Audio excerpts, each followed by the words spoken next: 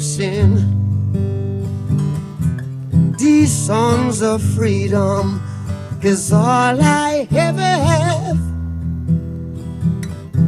redemption songs. When you write that? All my life.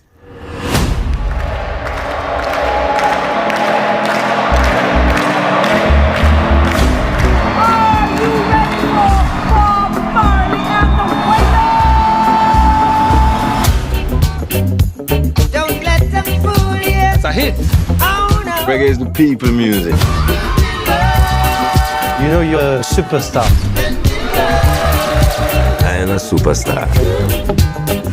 You can't separate the music and the message. You see, reggae music come to unify the people.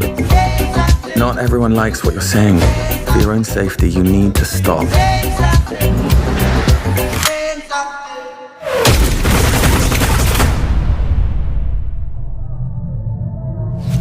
On December 3rd, 1976, would-be assassins invaded Bob Marley's home and attempted to take the life of the singer, his wife, and... Don't worry about that. Don't worry about that thing. 'Cause every little thing gonna be alright. You like that one? Yeah. There's a war going on. Oh, I can't bring peace. I can't even get peace for myself. Rise up this morning, smile with the rising sun. Three little birds, it's by my doorstep. Sometimes Singing. the messenger has to become the message.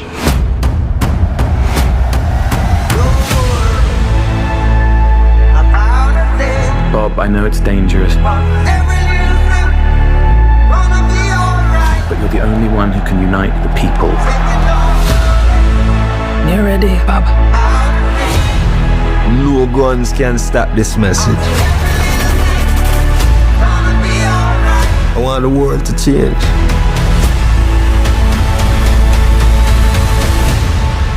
And that time is now.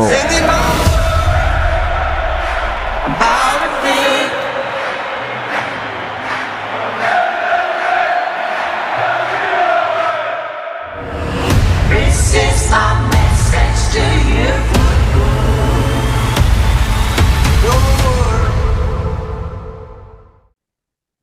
Hello, everyone. My name is Heather Hurt with the NRW, where nerds rule the world, and I'm here with Reinaldo Marcus Green, the director of Bob Marley, One Love, which is exclusively in theaters on Valentine's Day. So by the time this drops, it'll be available. Make sure you get your tickets. Hello, Reinaldo. How are you today? Hi, how you doing? Thank you for having me. Absolutely. Thank you for being here. How are you feeling? We're like this close, and I think I can now say it, A+.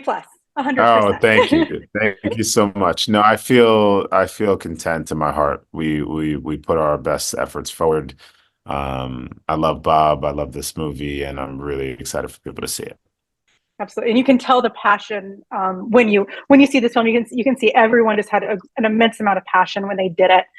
So let's kind of start at the beginning. Why Bob Marley? We've had documentaries, we've had some dramaticisms with him. Why did you pick, and why did the production team pick Bob Marley? Well, obviously there's been a wealth of musical biopics in recent years, and people love them, and I think there just hasn't been one like Bob before. Docs don't have the reach that fiction films have, and so nonfiction films, and so I think it was an opportunity. I think the family was ready. The rights were there. It was one of those things where I didn't realize that I was going to be called on. I wasn't necessarily looking to do a musical biopic. It just happened. But Bob's story is an incredible one. And what little bit I knew of Bob, which wasn't much other than his music, and the guy on the t-shirts and the bags, of course, he's Che Guevara. We all had the shirt, we all have the stuff, but I didn't really know that much about him. Truthfully, I just didn't know that much. And I think a lot of people feel that there's such an enigma about Bob. and he's a hard one to pin down. But once I knew that the rights were there, it felt like it was definitely, if there was one musical biopic to do, it was Bob.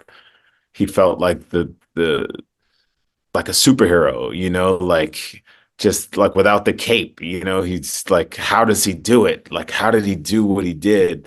This poor kid from Trenchtown, an improbable story, and rose from the ashes to like create some of the greatest music ever made. Like, that's an incredible story. So I wanted to be a part of that. I wanted to be a part of, and by the way, he sang around love and peace and unity. Like, yeah, that seems like a great person, or at least someone that had a great purpose in life. And that was something that was worth hanging my hat on.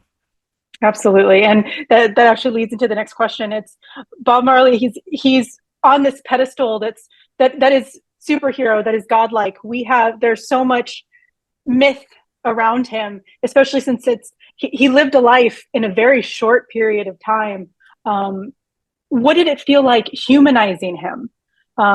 Because that's really what y'all did, is y'all put a face to that image on a t-shirt that so many people wear and don't truly know. So how did it feel being able to finally humanize him in a very public way?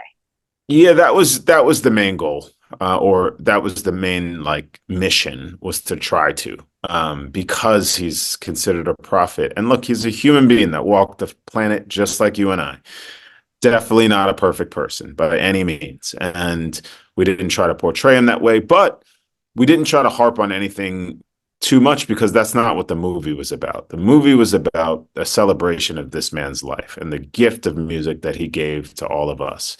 So we don't shy away from any of the things. Obviously, you learn some details about his misgivings with Rita and all of those things, and how he was as a person. But he was really trying to get his music and message out in a way, and bring us closer to the lyrics so that we can understand them. I never really dissected his music before. I never really, I just loved it, just danced to it, felt it, there's a vibe, but what's he talking about, And this movie was an opportunity for me to dig into that and to try to slow it down almost, if you will, to try to understand that, this guy carried a heavy burden, a really heavy burden, to give us this gift of joy. So hopefully the film accomplishes that.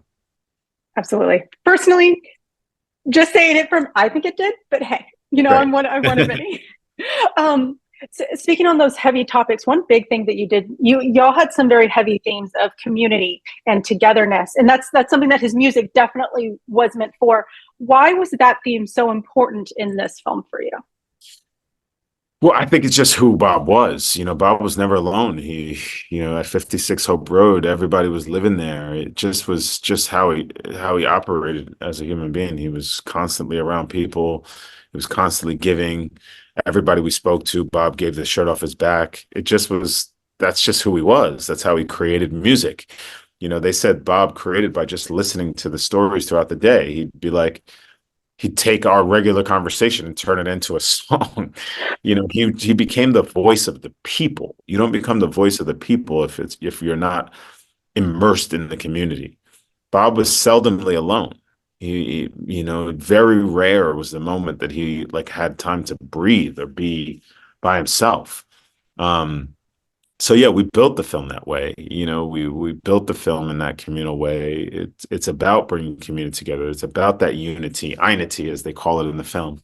It's about one message, one people, one heart, and hopefully you feel that when you watch it. Absolutely. And the other element that you get is the activism. Bob Marley is an image of activism for so many people. And the political strife that was happening in Jamaica at the time was something that was both talked about and not talked about.